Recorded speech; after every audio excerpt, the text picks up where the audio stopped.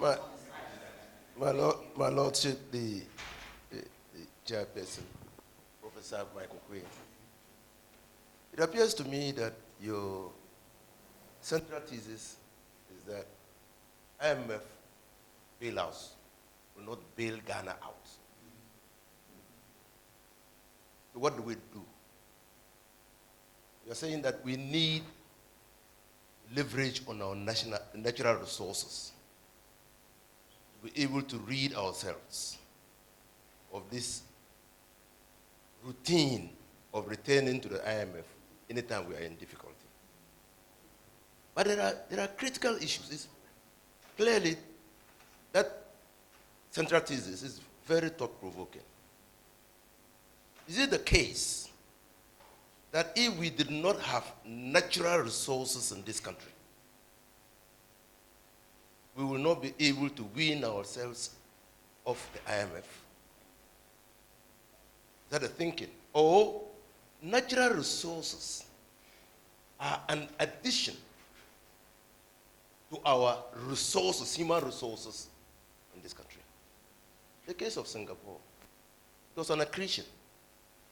When the British were leaving Singapore, they thought that Singapore will not be able to sustain themselves. They have no natural resources. But no one can tell me that they have not been able to develop their capacity, human capacity, to develop their own country.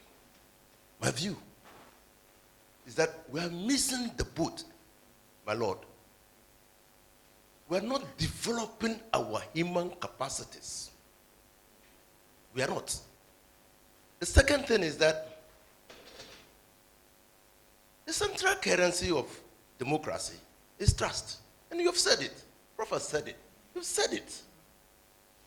Trust that those we elect into offices will govern in good faith and for the welfare of the people, consistent with the Constitution, Article 1. Is that the case that we have in Ghana? You mentioned lithium. We spoke. I heard a lordship. We thought that now that we're going into green energy transition, we will use the lithium discovery to transition into a regime, a fiscal regime, that will transfer the benefits of our discovery to Ghanaians. Is that what we had? So I think that we need to look first critically at ourselves. And lastly, His Excellency, lastly, you see, the dividends of democracy will only come if the institutions that support the democratic experiment are strong and less corrupt.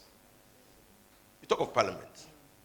What prevents parliament from asking that the lithium agreement be brought before parliament for consideration? Nothing stops them. Why are they not doing that? So these are the issues, the critical issues that we need to address. And I believe that if we begin to address those critical issues, one, human resource, the minerals. Yes, you ask who negotiated. You must as well ask, in the bond of 1844, which Ghanaian sitting there understood English? But we signed a bond of 1844. So I just say that, look, there are issues, thought-provoking. We need to look deeply within ourselves and see whether our democratic institutions are really fit for purpose. Whether those who have elected into offices are governing in good faith and for the welfare of the people, consistent with what the Constitution says.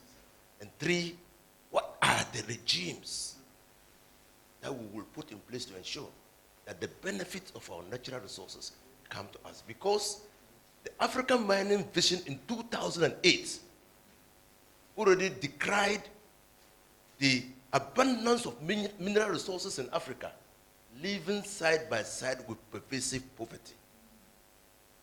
So that is already known to us. But what do we do to leverage on the mineral sources that we have? Thank you.